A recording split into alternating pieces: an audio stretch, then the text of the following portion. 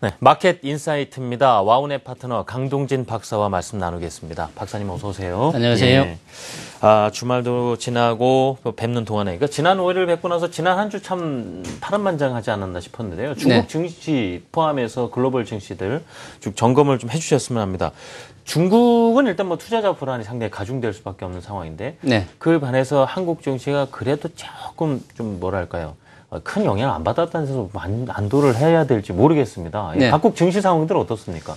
세계 증시가 한 3주 정도 조정을 보였었는데 여러분도 잘 아시는 바와 같이 재료는 그리스 이슈에 그다음에 지난주에 FOMC 회의가 있었지 않습니까? 그것에 대한 좀 불안감이 있었고요. 우리나라 시장의 경우는 뭐니 해도 외부 영향보다는 내부의 구조적인 문제, 파생 시장의 영향력이 대단히 강하다. 그리고 외국계 쪽에서 힘이 강한 외국계 쪽에서 이 매도 포지션이 아직도 진행 중이다. 프로그램 매물이 많이 나오니까 지수 관련 대형주들이 어려웠다. 투자자들은 파생 시장 쪽에서 영향력이 좀 약한 중소형주나 코스닥 시장 쪽에서 조그마한 틈새장을 형성을 했다. 그렇게 대비를 할 수 있겠습니다. 세계 증시 전체적으로 보면은 3주 정도의 조정이었는데요. 이제는 좀 밝아졌습니다. 중국을 빼고 브릭스 국가 쪽에서는 다 매수 신호가 나왔고요. 미국의 2개 지수도 매수 신호가 나온 상태고, 유럽 쪽의 경우는 그리스 문제에 발목이 잡혀 있으니까 독일, 프랑스 등은 좋지 않습니다만은, 그러나 러시아와 터키 쪽은 조금 나아지는 형편이고요. 아시아 쪽에서도 대만, 싱가포르 쪽은 좀 좋지 않습니다만은 인도라든지 우리나라의 코스닥 지수라든지 이런 쪽은 지금 매수 신호가 나와 있는 상태입니다. 전체적으로는 그리스 문제에도 불구하고 그리스는 너무 오랫동안 시장에서 짓누른 재료였으니까요. 그냥 신경 쓰고 싶지 않아. 이런 것 아주 정확한 표현이신데, 그래서 그리스는 뭐 좋은 결과가 나타나든지 아니면은 너무 안 좋은 결과가 나타나든지 좀 생각하고 싶지 않다는 그런 분위기가 형성되고 있는 것 같습니다. 그렇군요. 좀 차트들 보면서 그런 분위기, 시장 돌아가는 것들을 좀 자세히 들여다봤으면 하는데요, 박사님. 중국 시장이 좀 무서웠죠. 지난 일주일 동안에 13% 폭락했습니다. 엄청난 시가총액이 날아갔더군요. 우리나라하고 1년 반 전만 해도 상하이 지수가 2,000포인트 똑같은 레벨이었다는 말씀을 드렸었는데요. 그게 5,150포인트까지 갔다가 지금 4,470포인트까지 내려왔으니까 이게 다 일주일 만에 내려온 거거든요. 약 700포인트가 일주일에 내려갔으니까 얼마나 많이 내려왔는지 알 수 있을 것입니다. 차트를 통해서 보더라 그래도 지금 채널을 그리고 있었는데요. 채널 하단으로 지금 내려온 상태고요. 어디까지 떨어질지는 가늠하기가 좀 어려운 상태고 4,000 레벨 근방까지 내려갈 가능성도 있다. 그렇게 엿보이고 있습니다. 그렇다고 중국 상하이 지수가 이제 끝났느냐 그렇게 단정하기는 어렵고 원래 이렇게 급등하던 지수나 종목의 경우는요. 단봉에 이렇게 끝나는 경우가 잘 없거든요. 그다음에 반등을 하다가 끝나도 봉오리 2개 정도는 만들고 끝나는 경우가 있으니까 아직은 끝나진 않은 상태이지만은 그러나 대단히 지금 혼란스러운 상태다는 것을 볼 수가 있을 것입니다. 중국과 관련된 펀드라든지 등등 투자자들이 좀 고민을 할 시점이다. 그렇게 느껴지고 있습니다. 그 외에 이제 유동성 지표 확인해 보겠습니다. 국채 수익률 가지고도 많이 말씀을 드리고 있는데 FOMC 회의 끝나고 우리 국채 수익률도 많이 안정이 되는 모습 보이고 있거든요. 전체적으로 미국이 금리 인상 시점이 다가오고 있다. 어쩌면 9월일지 모른다. 올해 2번에서 3번 정도 할 것 같다. 그것은 시장에 대체적인 의견이니까요. 잘 알고 계시리라 생각하고요. 그동안에 국제 수익률이 오른 것은 그것을 반영한 면이 있었습니다. 그런데 막상 회의를 마치고 나니까 국제 수익률이 떨어졌습니다. 그것이 주요한 변화일 수가 있는 것이고요. 그런데 지금 세계 최고의 이슈가 그리스 문제일 텐데 그리스 문제가 이상하게 유동성 지표에 반영이 안 되는 겁니다. 그것이 조금 특이한 경우이거든요. 그리스가 혼란스러우면 유로화가 약해야 되지 않습니까? 유로화가 강하고요. 특히 그 인근에 있는 영국의 파운드화의 가치는 아주 가파르게 오르고 있습니다. 그런 요인들, 그 다음에 미국에서의 빅스 지수라든지 이런 공포 지수가 전혀 변하지 않고 있고요. 그래서 그리스의 이슈는 어쩌면은 좀 뭐 자극적이기는 한데 금융시장에서는 좀 악재로서의 영향력이 많이 약한 상태다. 그렇게 느껴지고 있습니다. 한번 살펴보도록 하겠습니다. 네. 미국의 달러화 지수가 지금 이렇게 내리고 있는데 이것은 반대 방향으로 보면은 유로화나 엔 쪽이 다 오르고 있다는 것이거든요. 오른쪽에 엔화가 오르고 있고요. 그 다음에 스위스 프랑화 이것도 오른편에 오르고 있고요. 다음 쪽으로 보시면은 제일 오른편에 영국의 파운드입니다. 네. 엄청나게 오르고 있죠. 예. 그러니까 그리스 문제하고는 좀 다르게 이렇게 시장이 변하고 있다는 것이죠. 가운데 있는 게 유로화의 경우가 되겠는데요. 지난 4월 이후에 2단의 가파른 지금 반등세를 보이고 있는 것이 눈길을 끌고 있습니다.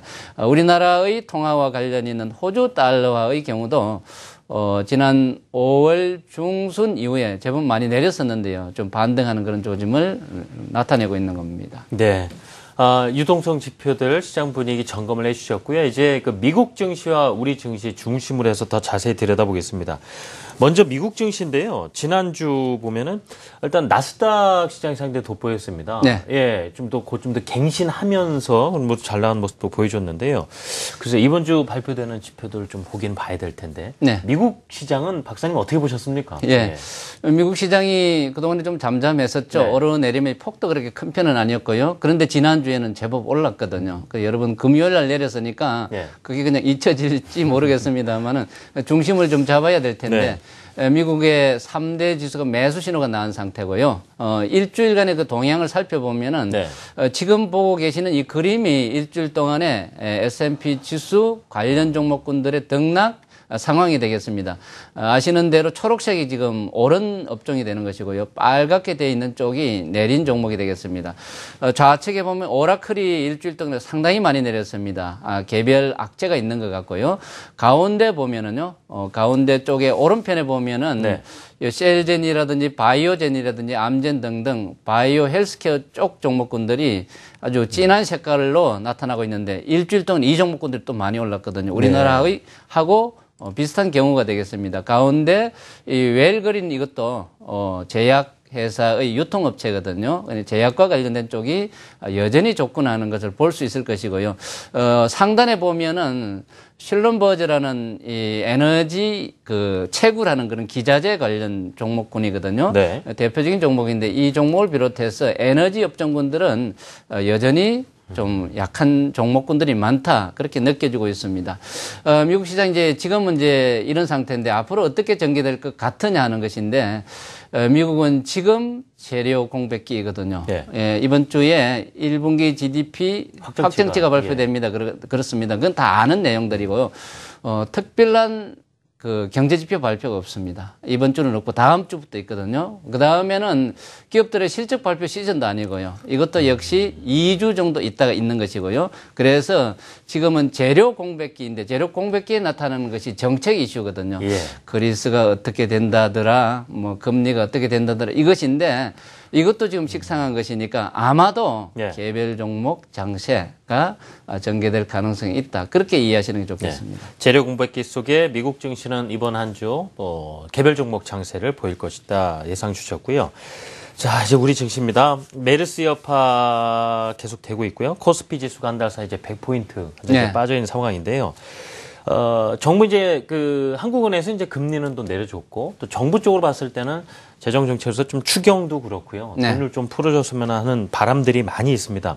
한동안 박습관 장세가 또 지루하게 가지 않겠는가 이런 예상도 나오고 있기는 하던데요. 박사님께서는 우리 증시는 어떤 시각에서 보고 계십니까? 예, 정부에서 여러 가지 경기 부양을 위해서 노력을 많이 하고 있죠. 금리를 조금 무리해서 좀 내린 면이 있고요.